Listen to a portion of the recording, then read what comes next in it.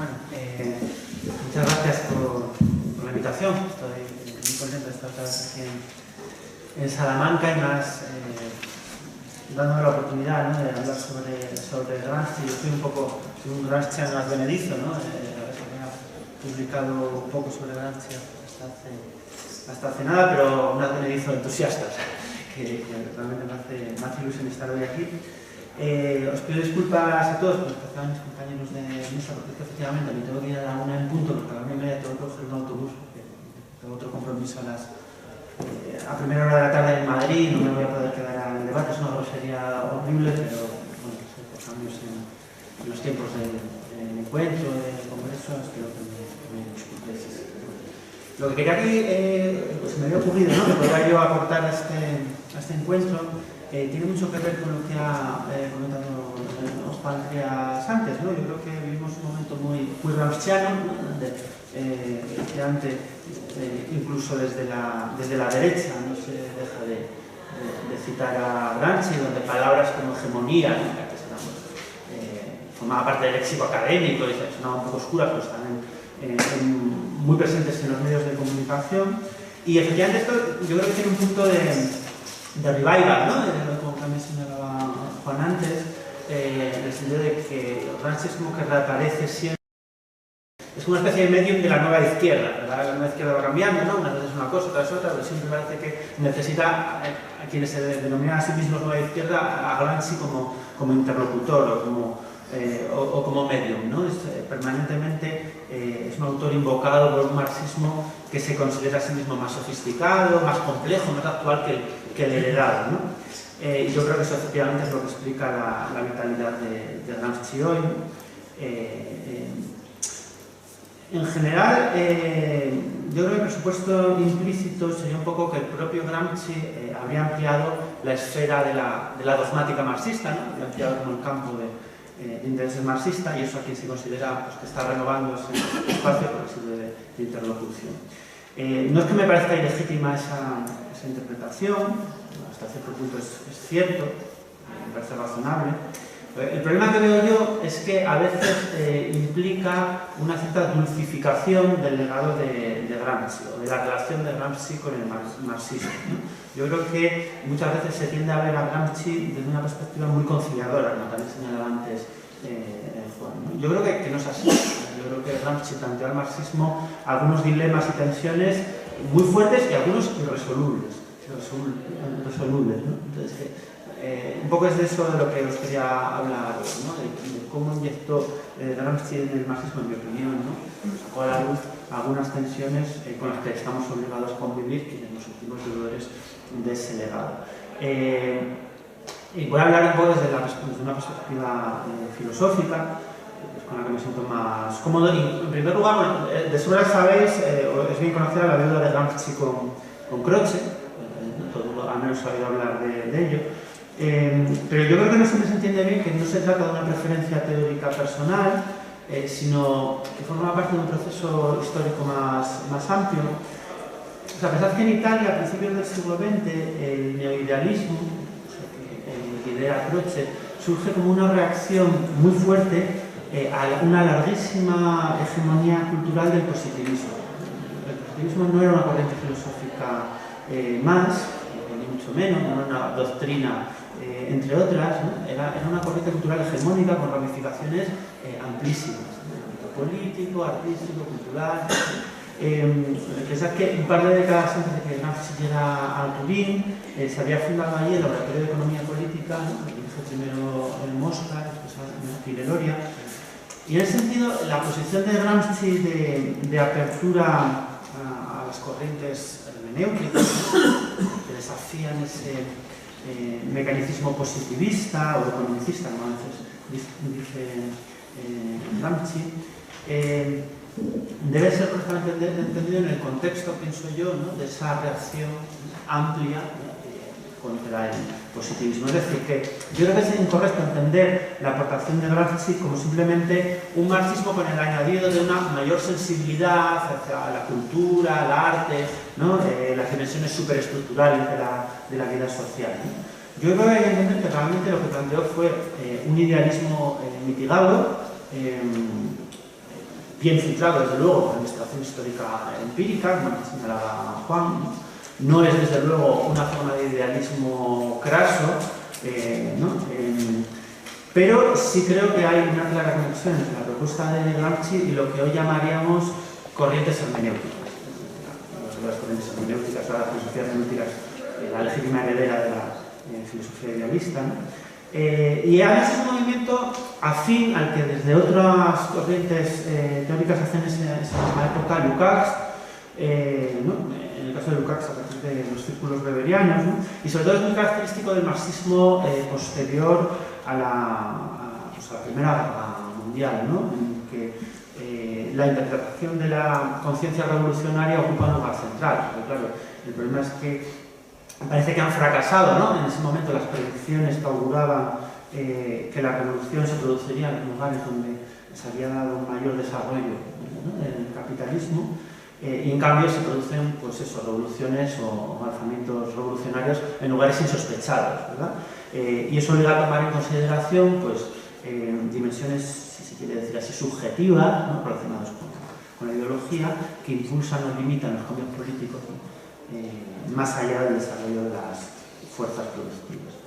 Y en ese sentido yo diría que Gramsci exploró en qué medida el materialismo histórico clásico era compatible, o al menos no era contradictorio, ¿no? Con una versión, voy a decirlo así, no espiritualista del idealismo. No espiritualismo del idealismo, yo dije idealismo no craso, bueno, cada cual que lo plantee como quiera, ¿no?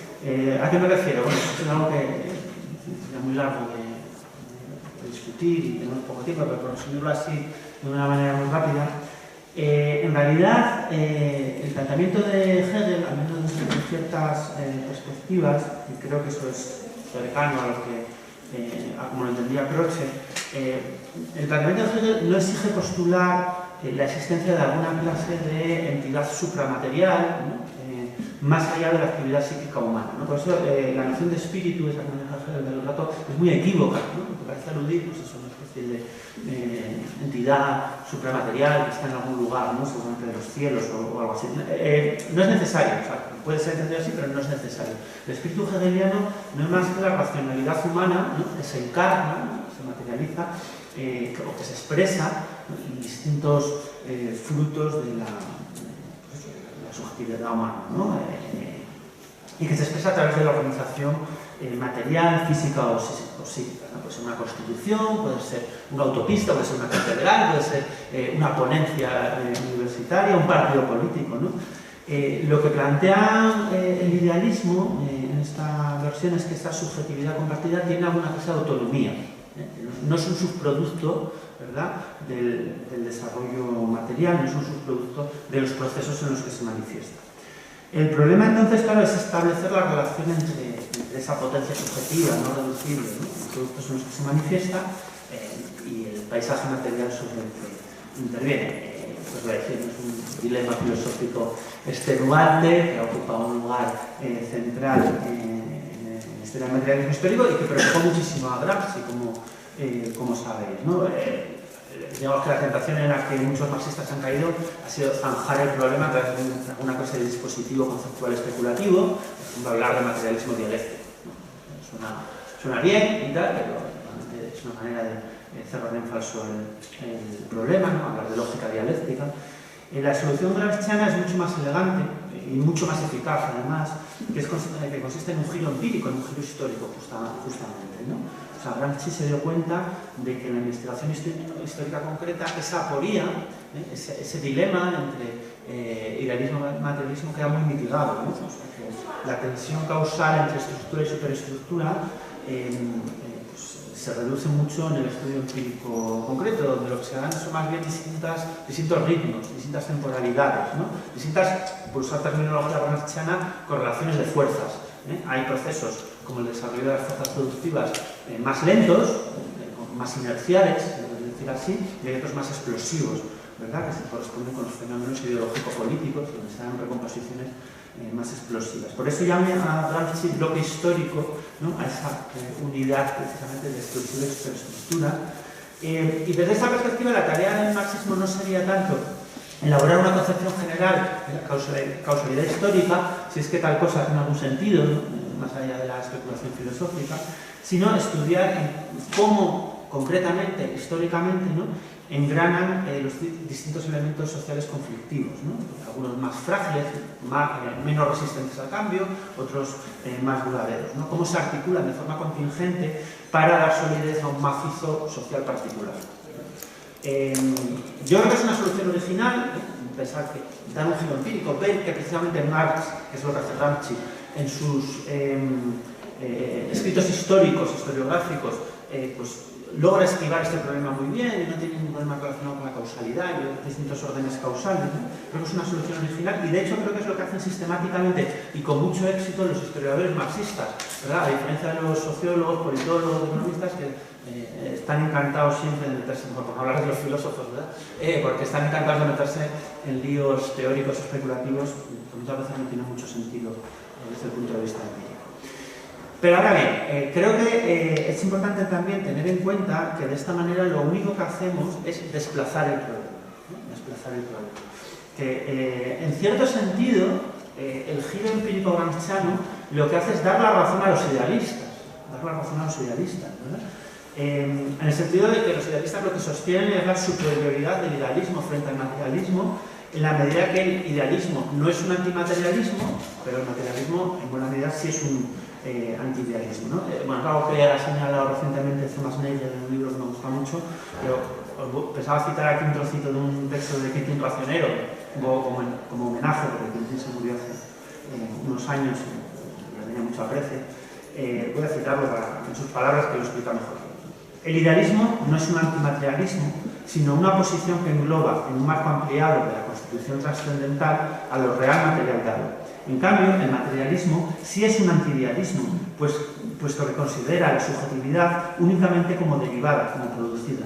Dicho más sumariamente, para el idealismo la realidad no es un reflejo de la conciencia, para el materialismo la conciencia sí es un reflejo de la realidad. Claro, de alguna manera yo creo que esta posición neohermenéutica, neoidealista, ¿no?, que trata de mostrar el modo en que la subjetividad dota de sentido al mundo, iniciando un proceso de retroalimentación, ¿no?, que inyecta dinamismo en nuestra vida social, ¿no? Creo que es una posición profundamente gramsciana, y creo que eso plantea un desafío grande para el marxismo, lo ha planteado así, y que ¿no?, tratar de dulcificar esa tensión es falsificar a Gramsci. Yo lo de Gramsci nos lo un dilema y tenemos que reconocerlo. Junto a esa dinamicidad de los aspectos subjetivos de la vida social, creo que un segundo vaso que Gramsci hereda del idealismo es un historicismo muy pronunciado, incluso para los estándares marxistas. Gramsci no solo entendía la historia humana como un avance paulatino en racionalidad, ¿no?, sino que además creía que en algunos procesos sociales se podían detectar las semillas de las que podían emerger orgánicamente una configuración social más avanzada, ¿no? Por ejemplo, pues en la alienación de la sociedad de masas veía, ¿no?, la posibilidad de una nueva forma de libertad individual y progreso intelectual, ¿no? En las formas de vida obreras pues aparecían como prefiguraciones de la sociedad comunista, incluso en algunas de las expresiones más negativas de la sociedad capitalista, de alguna forma estaban preñadas de positividad futura, ¿no? Pues por ejemplo, el control puritano de la vida íntima característico del fordismo, que sabéis que a Gramsci le interesaba mucho, pues suponía una ruptura del orden moral tradicional que implicaba ya, ¿no?, la posibilidad de una eticidad novedosa, de una nueva eticidad tal vez emancipada, ¿no? Entonces a mí me parece en ese sentido muy razonable la interpretación que hacen los zurdos del trayecto de Gramsci, ¿no?, desde el liberalismo al comunismo, en el sentido de que los comunistas serían los continuadores del proyecto emancipador ilustrado, allí donde la burguesía no es capaz de llevarlo adelante, ¿no? Y eso, de nuevo, este historicismo gramsciano, ¿no?, yo creo que plantea tensiones no para el marxismo de su época, porque en aquel momento yo creo que eso no era problemático, pero sí para la nuestra, ¿no? con distintas versiones del marxismo que han aparecido después, muy críticas con el eurocentrismo, el pensamiento, ¿no? Las corrientes del pensamiento descolonial, etcétera, etcétera, ¿no? El populismo. Yo creo que para todas estas nuevas corrientes críticas con la idea de progreso, críticas con el eurocentrismo, el pensamiento de Gramsci es problemático. Es problemático. Yo, desde el punto de vista, el uso que se hace a veces desde el marxismo no occidental, no eurocéntrico, de Gramsci me parece legítimo, pero también asumiendo esos dilemas, esa problematicidad, ¿no? En general yo diría que la idea de esa idea hegeliana, ¿no? De la potencia de la negatividad me parece esencial en el análisis gramsciano de la ideología y otros conceptos afines, ¿no? Como hegemonía o sentido común. Porque bueno, se dice mucho, ¿no? Esta idea de que Gramsci rompió con la idea clásica tradicional de la ideología con falsa conciencia, ¿no? Y se preguntó en cambio por la posibilidad de que la reforma moral surgiera no contra, sino a partir de las visiones cotidianas del mundo, ¿no? Se preguntó por la posibilidad de que, bueno, el sentido común no se ha concebido como pura falsedad, como pura falsa conciencia, sino como una forma de conocimiento precario, tentativo, ¿no? Ya también profundamente hegeliana, que nos proporciona alguna clase de orientación pragmática. Y en ese sentido, una aportación también importante es esa idea de que la visión del mundo cotidiana no es una masa inerte, idiota, inerte, invariable, ¿no? Sino que también está atravesada por tensiones, por contradicciones, ¿no? Y que por un dinamismo, una cierta negatividad que de alguna forma puede dar lugar a un proceso de autocrítica, ¿no? y de evolución, ¿no? Y de esta forma la reforma moral, la emancipación podría ser un proceso de autoexpresión orgánica de las clases populares, ¿no? Y no una graciosa concesión paternalista, ¿no? De las élites culturales, ¿no? Sobre todo, esta es la parte que más me interesaba subrayar, ¿no? Gramsci subraya el modo en que la ideología y el sentido común tienen dimensiones sociales complejas, no son meros repertorios de ideas que reflejan los intereses materiales de las clases dominantes, ¿no? Que nos colonizan como un virus a los demás, ¿no? Sino que están engranados en las formas de vida, ¿no? En los sistemas de solidaridades, los sistemas de intereses y de dependencias de grupos sociales, además muy heterogéneos, ¿no? Tampoco son una masa homogénea. Y yo creo que este es el sentido, ¿no? de la idea de hegemonía que todos conocemos y que hace referencia al modo en que una clase social, ¿no? Es capaz de liderar o convertirse en un grupo dirigente mediante una combinación de liderazgo ideológico, coerción militar, organización de intereses compartidos, ¿no?